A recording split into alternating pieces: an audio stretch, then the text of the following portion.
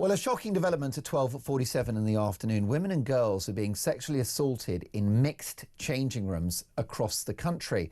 New police data shows that at least 16 rapes, 80 sexual assaults and 65 acts of voyeurism were committed in sports centres in 2023, equating to 3 offences a week. This is all because of mixed-sex changing areas. Let's get reaction now from a hero of mine, Helen Joyce, Director of Advocacy at Sex Matters and author of Trans, Gender Identity and the New Battle for Women's Rights. Hi, Helen. Hello. It's lovely to meet you for the first time. I believe it's our first interview. The reason why this is happening is because of trans ideology. It's the idea that really sex is a fluid idea, it's very abstract, and that somebody that has a male physiology is entitled to use a female space. That's why this is happening. Yes, that, and also that sex differences are trivial and that women don't need any special protections from men, that it's, that women can commit crime too, that, women and men are equally strong, equally violent, equally prone to crime, all these obviously flatly factually incorrect statements.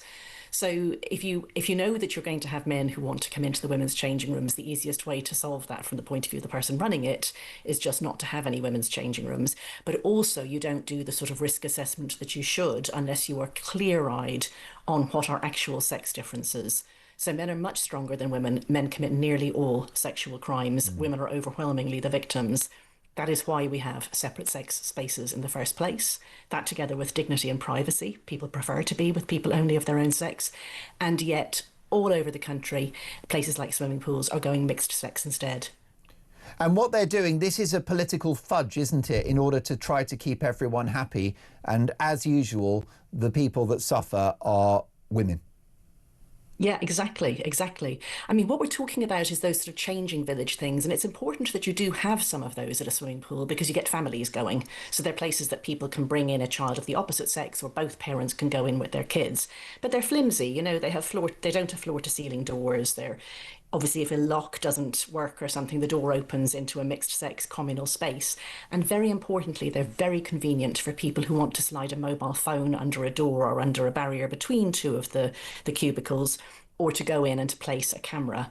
I mean, one of the cases that the Women's Rights Network, who did this research, excellent organisation of grassroots feminists, one of the cases they highlight is a man who, when he was found committing voyeurism, there were 7,000 images of girls, young girls, on his phone that he had got in similar places.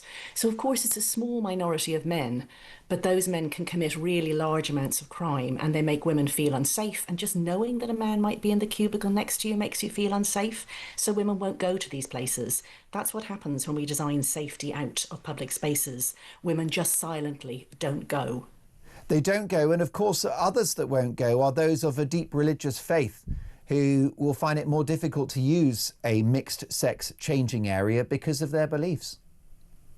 Yes, I mean, I don't know how people can do equality impact assessments and come up with this as an answer, because you're meant to think hard about things like different religions, both sexes, and the fact that it's women who do most of the care work supporting other people, like, for example, an elderly mother. It's likely to be a woman who wants to bring her swimming. The fact that women and girls give up sport more than boys do, and there are more barriers to participation. It's a stated goal of the government to keep girls, teenage girls, because that's when girls drop out, in swimming. And that's exactly when girls are super self-conscious about their bodies, and exactly when the sort of pervy men who we're talking about here start perving on them. So specifically, we should be thinking about what makes those girls feel the most safe, secure, comfortable. Things like single-sex sessions for swimming, but definitely single-sex spaces, exactly when you're so self-conscious about your growing body and you're maybe worrying about dealing with periods for the first time. I mean, really, it's unconscionable that in order to placate a small fringe bunch of ideologues, that half of humanity is being thrown under the bus like this. Stay with us if you can, Helen Joyce. With me in the studio is Claire Pearsall, a former Conservative government advisor.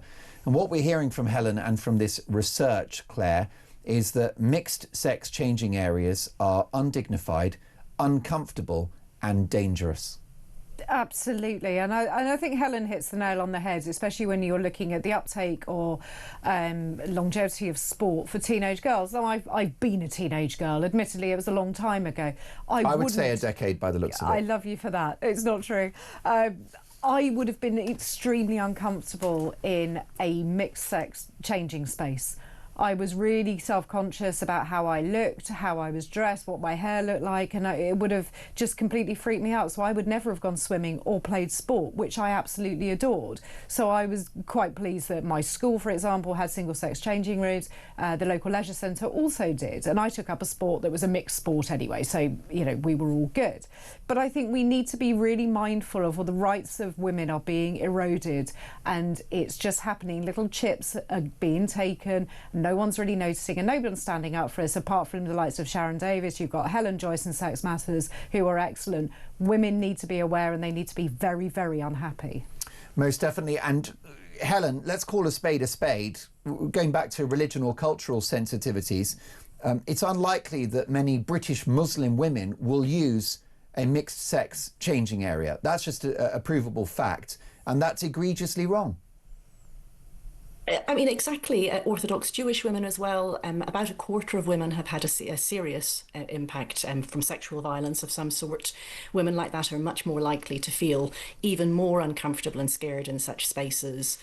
You know, there's all sorts of reasons. A woman who has a health issue, or a woman who, for example, has had a mastectomy or something like that and may need some extra privacy when she's changing. And people tend to say, oh, well, there are cubicles.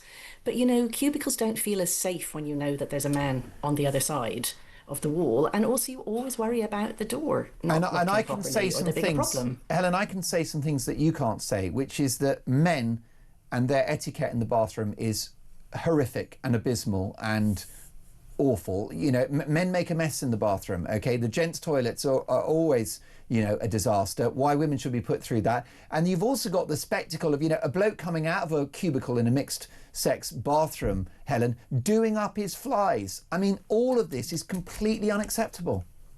I mean, I travel by train, and sometimes I travel by train late at night, and I try to stay away from the toilets on those trains because, as you say, men are still doing up their flies as they're coming out.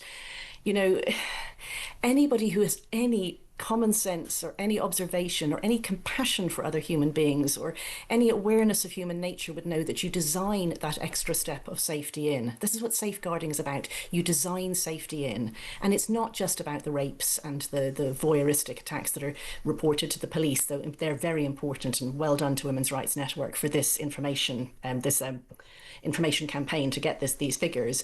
It's just also about the feeling of safety. You don't go to places that you feel unsafe. Women don't walk in parks at night when it's dark. We know where there are lights and where there aren't. A place that's mixed sex and you have to take off all your clothes and have a shower is not a safe place for women. It feels bad, and women won't go. And if you take, for example, I don't know, a social setting like a restaurant or a bar or a nightclub, women quite often support each other in the bathroom. It's a haven. Yeah, and in nightclubs and in bars, of course, there's drink and it's dark and there are actually predators. Okay, a swimming pool isn't going to have the drink and the dark bit, but there are predators. We know that. We know where men who want to take pictures of women undressed go. They go to places where there are mixed sex changing rooms, where no one is going to question anything if they go in, where they can leave hidden cameras. I mean, hidden cameras are an absolute blight, and the government has said so, and it has said that this is a crime that men commit largely against women and girls, and yet at the same time we're making that crime easier for those men to commit. It's really a predator's charter. And Sport England is supporting and saying that it's good to have mixed sex changing rooms. They should be telling people don't have this. It's unforgivable. I do hope we speak again soon, Helen. Thank you so much for your valuable time. Helen Joyce is the Director of Advocacy at Sex Matters, author of Trans, Gender Identity and the New Battle for Women's Rights.